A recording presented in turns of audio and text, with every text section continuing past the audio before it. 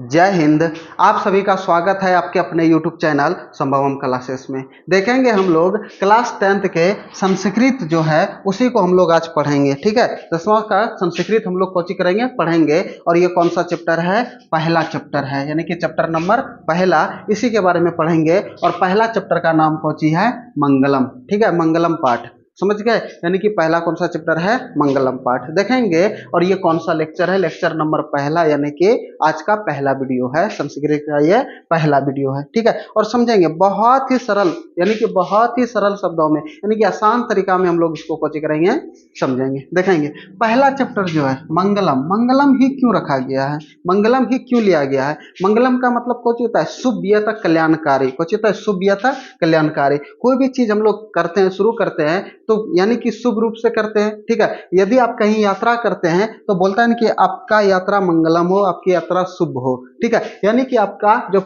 हम लोग जो पढ़ेंगे, हम लोग जो 10वां में मैट्रिक में बहुत अच्छे तरीके से कोचिंग करेंगे, अंक लाएंगे। ठीक है, इसी के लिए मंगलम पाठ है पहला। ठीक है, संस्कृत का पहला। तो समझते हैं इसमें क्या क्या है। ठीक है, देखेंगे, समझते हैं। मंगलम पाठ जो है ये उपनिषद से लिया गया है। किससे लिया गया है?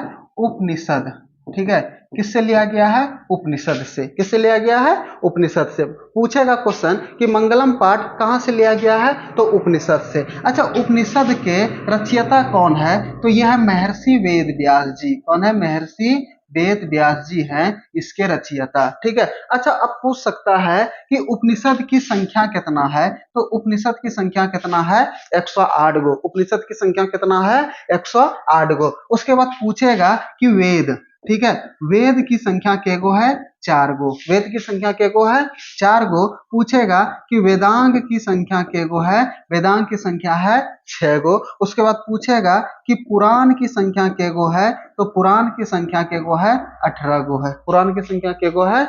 18 गो है। ठीक है, इससे अब देखेंगे ये जो उपनिषद है इसमें टोटल 5 मंत्र है, यानी कि टोटल 5 श्लोक है। क्या वो श्लोक है? टोटल 5 श्लोक बोले। ठीक है, श्लोक बोले या तब मंत्र बोले, दोनों कौची है? एक ही है। ठीक है, इसमें टोटल मंत्र की संख्या के गो है? 5 गो। के गो श्लोक है? 5 गो। समझ गए? अब पांचों कहां से लिया गया है? उपनिषद से। इसमें 4 उपनिषद के से लिया गया है। कितने उपनिषद से लिया गया? 4 गो। पहला ईशावास्य उपनिषद से। ठीक है, दूसरा लिया गया है कठोपनिषद से, तीसरा लिया गया है मुंडकोपनिषद से, चौथा भी लिया गया है मुंडकोपनिषद से, और पांचवा लिया गया है श्वेताश्वर उपनिषद से। ठीक है, तो टोटल इसमें 4 उपनिषद का प्रयोग किया गया है। और 4 उपनिषद से के गो मंत्र है? 5 गो मंत्र है। के गो मंत्र है? 5 गो मंत्र है, इससे उपलब्ध लिया गया है। तो समझते हैं अब क्या क्या है इसमें, इसके बारे में बताया गया है। ठीक है, तो देखते हैं, समझते हैं। क्या करेंगे, बगल में गाड़ी चलता है। ठीक है, तो देखते हैं। उपनिषद वैदिक वैदिक वांग्यस्य अंतिमे भागे दर्शन शास्त्रस्य परमात्मान महिमा प्रधानतया गीयते। देखेंगे कुछ कहता है कि उपनिषद जो है वैदिक वांग्य, यानी कि वैदिक साहित्य, कौन सा? वैदिक साहित्य के अंतिमे भागे, अंतिम भाग के दर्शन शास्त्र, दर्शन शास्त्र से किसकी महिमा है? परमात्मा की। किसकी महिमा है? परमात्मा की प्रधानता गीयते, यानी कि परमात्मा जो है उसकी प्रधानता को हम लोग कोची करते हैं? प्रकट करते हैं। उनकी प्रधानता को हम लोग कोची करते हैं? गीयते हैं, यानी कि गाते हैं। तो किसकी गाते हैं? प्रधानता, महिमा परमात्मा की। किसकी? परमात्मा की। तो समझेंगे। ठीक है, तो देखेंगे महिमा, यहाँ पे हिंदी भी लिखा हुआ है उपनिषद। ठीक है, उपनिषद वैदिक साहित्य के अंतिम भाग में दार्शनिक, ठीक है, दार्शनिक सिद्धांत को प्रकट करते हैं। क्वेश्चन पूछेगा कि वैदिक साहित्य में, ठीक है, किसका मतलब प्रकट करता है? तो किसको प्रकट करता है? दार्शनिक शास्त्र को। ठीक है, दार्शनिक शास्त्र को कौची करता है? यानी कि दर्शन शास्त्र को प्रकट करता है। ठीक है, आगे देखेंगे। कहता है कि तेन परमात्मान जगत व्याप्त मनुशासितम, ठीक है, व्याप्तम व्याप्तम अनुशासितम, ठीक है, व्याप्तम अनुशासितम चास्ति, ठीक है, कहता है कि तेन परमात्माना जगत, यानी कि कहता है कि ये जो जगत, जगत मतलब कौन होता है, संसार, परमात्मा मतलब कौन होता है, परमात्मा, व्याप्त अनुशासितम, व्याप्त मतलब अनुशासित है, क्या है, अनुशासित है, चास्ति, देखेंगे जगत मतलब कौन होता है, संसार, कौन होता है, संसार, ये जो संसार है परमात्मा के द्वारा ही कौची है, व्याप्त है। हम जो कोई भी कार्य करते हैं किससे, परमात्मा के ही अधिकार से, हवा चलता है किसके अधिकार से, परमात्मा के ही अधिकार से, ठीक है, जिसको ईश्वर बोलते हैं। सभी धर्म में अपना अपना ईश्वर होता है, ठीक है, आप ईश्वर देखिएगा कि सब कोई अपने अपने हिसाब से मानते हैं, ठीक है, तो देखें वही कहता है कि परमात्मा जो है ये पूरा, देखें यहाँ पे लिखा है, कहता है कि सब जगह श्रेष्ठ पुरुष, कौन सी कहता है, श्रेष्ठ पुरुष, ठीक है, सॉरी इसका उल्टा लिखा गया, यहाँ पे इसका है, ठीक है, अब देखेंगे उसकी परमात्मा से सारा संसार परिपूर्ण और अनुशासित है, ठीक है, उसकी परमात्मा से सारा संसार परिपूर्ण और अनुशासित है। देखेंगे ये जो संसार है, ठीक है, ये किससे, ईश्वर से, ठीक है, परमात्मा से कोची है, अनुशासित है। देखेंगे अब कहता है स एव सर्वेशम, ठीक है, देखेंगे क्या लिखा है, स एव सर्वेशम तपसाम परम लक्ष्यम, ठीक है, लक्ष्यम, ठीक है, अब देखेंगे कहता है कि कौची बोला, स मतलब सब, एवं यानी कि सर्वेशा मतलब कौची, सभी, तपस्या मतलब कौची, तपस्या, ठीक है, परम मतलब कौची, परम, ठीक है, और उसके बाद लक्ष्यम कौची, लक्ष्य, ठीक है, लक्ष्य, ठीक है, जिसको हम लोग टारगेट बोलते हैं, लक्ष्य, ठीक है, यानी कि सभी का एक ही लक्ष्य है, ठीक है, परम मतलब कौची, परमात्मा, परम मतलब कौची, परमात्मा, यानी कि सभी का एक ही लक्ष्य है कि किससे, तपस्या परम लक्ष्य प्राप्त है, सबका एक ही लक्ष्य है कि हम परमात्मा को पालें, क्या, सभी जितना भी ऋषि मुनि है, जितना भी करते हैं, सबको ही कहता है कि उसको हम प्राप्त कर ले। देखेंगे कहता है कि सबों की तपस्या का लक्ष्य उसी को प्राप्त करना है, किसको, परमात्मा को, किसको प्राप्त करना है, परमात्मा को, यानी कि जितना भी चीज है, जितना भी ऋषि है, विद्वान है, महात्मा है, सभी का एक ही तपस्या है, एक ही कौची है, एक ही हमारा लक्ष्य है, एक ही लक्ष्य है कि हम परमात्मा को पाले, किसको पाले, परमात्मा को पाले, ठीक है, कहता है अस्मिन् पाठे परमात्मा पारा उपनिषदाम, ठीक है, पद्यात्मक पंचमांत्र संकलित शांति, ठीक है, देखिए कोची कहता है पाठे अस्मिना, अस्मिन पाठे मतलब क्या, इस पाठ में, ठीक है, क्या, इस पाठ में, ये जो पाठ पढ़ रहे हैं, कौन सा पाठ पढ़ रहे हैं, मंगलम पाठ, कौन सा पाठ पढ़ रहे हैं, मंगलम पाठ, परमात्मा परा, यानी कि परमात्मा जो है, परमात्मा के बारे में, उपनिषदम यानी कि उपनिषद से, पद्यात्मकता, ठीक है, दो प्रकार के होते हैं, एक होता है गद्यात्मक, एक होता है पद्यात्मक। गद्यात्मक का मतलब होता है कहानी टाइप का, और पद्यात्मक का मतलब होता है श्लोक यथा मंत्र यथा कविता टाइप का, ठीक है, देखेंगे श्लोक यथा मंत्र यथा कविता टाइप का, उसी को बोलते हैं कौची, पद्यात्मक, क्या बोलते हैं, पद्यात्मक, 5 मंत्र संकलिता, ठीक है, संकलिता शांति, ठीक है, इस पाठ में कुल कितने मंत्र संकलित है, 5 मंत्र संकलित है, या तब 5 श्लोक संकलित है, यहाँ लिखे इस पाठ में उस परमात्मा की प्राप्ति हेतु, उस परमात्मा को जो परम पिता परमेश्वर है, उसकी प्राप्ति हेतु उपनिषद के 5 मंत्र श्लोक के रूप में संकलित है। टोटल कितने मंत्र संकलित है इसमें, 5 मंत्र संकलित है, समझ गए, टोटल कितने मंत्र है, 5 मंत्र है। तो पूछेगा क्वेश्चन, ठीक है, देखेंगे क्वेश्चन पूछेगा कि मंगलम पाठ में, ठीक है, मंगलम पाठ में कुल कितने मंत्र है, 5 मंत्र है, ठीक है, कितने मंत्र है, 5 मंत्र है, ठीक है, कितने उपनिषद से लिया गया है, 4 उपनिषद से, कितने उपनिषद से लिया गया है, 4 उपनिषद से। पूछेगा मंगलम पाठ किससे लिया गया है, उपनिषद से, ठीक है। अब पूछेगा कि ये जो संसार होता है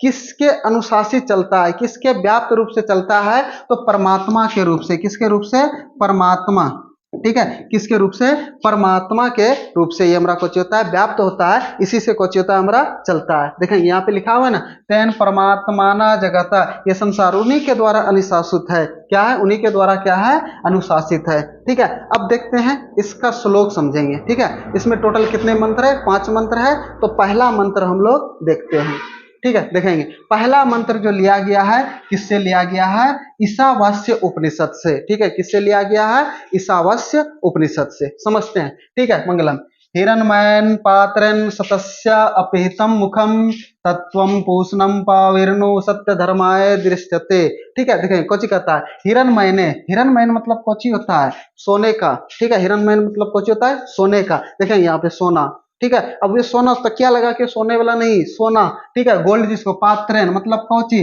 पात्रेन मतलब कोची होता है जिसको हम लोग ढक्कन बोलते हैं, पाथरन। ठीक है, सतस्यम, ठीक है, जो मतलब आवरण जिसको हम बोलते हैं, जिसे हम ढक सकते हैं। सतस्य अपिहितम, सतस्य मतलब कोची सत्य, सतस्य मतलब कोची सत्य, अपिहितम मतलब कोची ढका हुआ, अपिहितम मतलब कोची ढका हुआ, मुखम मतलब कोची मुख, मुखम मतलब कोची मुख। यानी कि कहता है कि हिरण्मयन पात्रेन सतस्य अपिहितम मुखम। ठीक है, कहता है कि सत्य का जो मुख है, सत्य का जो मुख है वह सोने के पात्र से ढका हुआ है, सोने के पात्र से क्या हुआ है ढका हुआ है। ठीक है, तो पूछेगा क्वेश्चन, ठीक है, कि सोने के पात्र से, ठीक है, सोने के पात्र से क्या ढका हुआ है। ठीक है, क्या ढका हुआ है, तो सोने के पात्र से सत्य का मुख ढका हुआ है। ठीक है, देखेंगे क्या होता है कि सोने का, देखेंगे जो कि मतलब जो सत्य के रास्ते पे चलते हैं। ठीक है, अब उसको जो झूठ नहीं बोलते हैं, ठीक है, उसको सोने का लालच दे करके उससे कुछ किया जाता है, झूठ बुलवाया जाता है। ठीक है, वही कह रहा है किसके, परमात्मा को। ठीक है, किसको, परमात्मा को, ईश्वर को, भगवान को। ठीक है, अपने अपने भगवान जो जिसको जो भी मानते हैं। ठीक है, कहता है, वही कहता है कि सोने के पात्र से सत्य का मुख कोची हुआ ढका हुआ है, कोची हुआ ढका हुआ है। कहता है कि तत्वम पूषणम पाविर्नु सत्य धर्माय दृश्यते। ठीक है, पूषणम, ये जो पूषणम है यहाँ पर किसका प्रयोग, सूर्य का प्रयोग किया गया है। कहता है हे सूर्य, ठीक है, हे सूर्य। ठीक है, पाविर्नु, पाविर्नु मतलब कोची हटा देना। ठीक है, सत्य धर्माय, सत्य धर्माय मतलब कोची सत्य धर्मान के लिए। ठीक है, दृश्यते मतलब कोची देखने के लिए। तो वही कहता है कि हे सूर्य, हे प्रभु, हे परमात्मा, कि इस सोने के आवरण को हटा दीजिए, इस सोने के आवरण को कोची कर दीजिए, हटा दीजिए, सत्य धर्मान को देखने के लिए, सत्य को देखने के लिए इस सोने के पात्र को हटा दीजिए, सोने के पात्र को कोची कर दीजिए, हटा दीजिए। तो देखेंगे लिखा हुआ हे प्रभु, यानी कि हे सूर्य, हे भगवान। ठीक है, हे परमात्मा, हे ईश्वर। ठीक है, अब कहता है सत्य का जो मुख है सोने जैसा आवरण से, सोने जैसा आवरण से, यानी कि सोने से आवरण से ढका हुआ है, कुछ है ढका हुआ है। सत्य धर्म की प्राप्ति के लिए उस आवरण को हटा दे, उस आवरण को कोची कर दे, हटा दे। ठीक है, तो देखेंगे पूछेगा कि मंगलम पाठ का पहला श्लोक किससे लिया गया है, ईशावास्य उपनिषद से। पूछेगा कि मंगलम पाठ में पहला श्लोक में किसका वर्णन है, किसका वर्णन है, सतस्य का, यानी कि सत्य का, किसका है, सत्य का वर्णन किया गया है। ठीक है, तो क्वेश्चन पूछेगा कि सत्य का मुख किससे ढका हुआ है, तो सोने के पात्र से। किससे ढका हुआ है, सोने के पात्र से। ठीक है, अब उल्टा भी क्वेश्चन पूछ सकता है कि सोने के पात्र से किसका मुख ढका हुआ है, तो किसका मुख ढका हुआ है, सत्य का। ठीक है, अब क्वेश्चन ये भी पूछ सकता है कि किन्हीं मंगलम पाठ के किन्हीं एक श्लोक को लिखिए, तो आपको श्लोक को भी पढ़ने आना चाहिए, याद रखना चाहिए। ठीक है, उसके हिंदी लिखने के लिए बोलेगा तो पढ़ेंगे इसको, हिरण्मयेन पात्रन सतस्य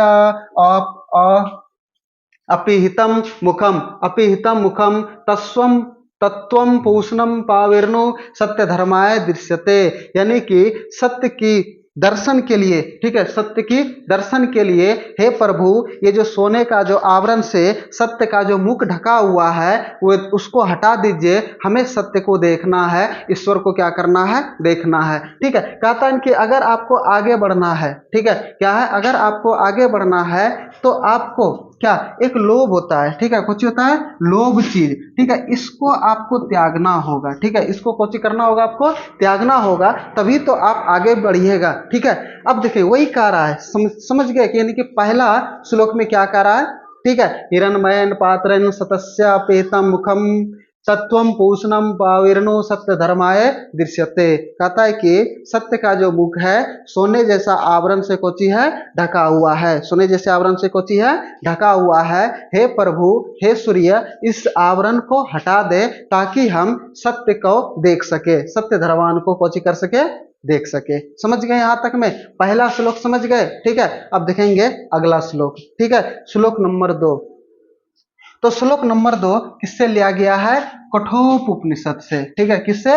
कठोपनिषद से। तो क्वेश्चन पूछेगा कि मंगलम पाठ का पहला श्लोक किससे है? तो पहला श्लोक किससे है? ईशावास्य उपनिषद से। अभी तुरंत पढ़े पीछे, ईशावास्य उपनिषद से। पूछेगा कि मंगलम पाठ का दूसरा श्लोक किससे लिया गया है? तो कठोप उपनिषद से। किससे लिया गया है? कठोप उपनिषद से। ठीक है, तो देखते हैं। कहता है कि अनोर्नियान महतो महियान, ठीक है, अनोर्नियान महतो महियान आत्मस्य जंतोर्निहिता गुहायाम। ठीक है, देखें कुछ ही कहता है अनोर्नियान, अनोर्नियान, अनोर्नियान मतलब कुछ होता है अनु से भी छोटा, कुछ होता है अनु से भी छोटा। महतो मतलब कुछ होता है यानी कि बड़ा से बड़ा, महान से महान। ठीक है, महियान मतलब महान से महान। ठीक है, कहता अनु से भी छोटा, महान से महान, बड़ा से भी बड़ा। ठीक है, बड़ा से भी बड़ा। ठीक है, आत्मस्य, आत्मस्य मतलब कौची? आत्मा, कौची? आत्मा जंतुर निहित गुहायाम, जंतुर निहित मतलब कौची? जीव यानी कि जंतु। ठीक है,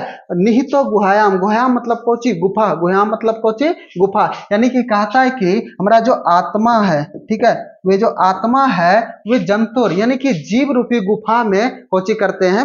रहते हैं। कौची करते हैं? रहते हैं। ये अणु से भी छोटा है, हमारा आत्मा क्या है? अणु से भी छोटा है, महान से भी महान है। ठीक है, और बड़ा से भी बड़ा है। ठीक है, इसका कहने का मतलब यही हुआ। यहाँ पे देखेंगे मनुष्य के हृदय रूपी गुफा में अणु से भी छोटा, महान से महान आत्मा विद्यमान है। यानी कि विद्यमान मतलब कोची? उसमें रहते हैं। कोची होते हैं? उसमें रहते हैं। आगे पढ़ते हैं। तम करतो पश्यते बीत शोको धातु प्रसाद प्रसादनम हिमान हिमान आत्माना। ठीक है, आत्म आत्ममाना। ठीक है, देखें कौन सी कहता है? तम करतु, तम करतु, करतु मतलब कौन सी होता है? तीक्ष्ण बुद्धि वाले। ठीक है, जो विद्वान है। ठीक है, बीत पश्यति, पश्यति मतलब कौन सी होता है? देखते हैं यानी कि देखने के लिए। ठीक है, बीत शोको मतलब शोक रहित। अब शोक रहित कौन सी होता है? जैसे कि देखेंगे शोक किसको बोलते हैं? आप मार्केट गए, ठीक है, 500 लेकर के आपका 200 गुम हो गया, हेरा हो गया, तो आप कौन सी करते हैं? शोक करते हैं,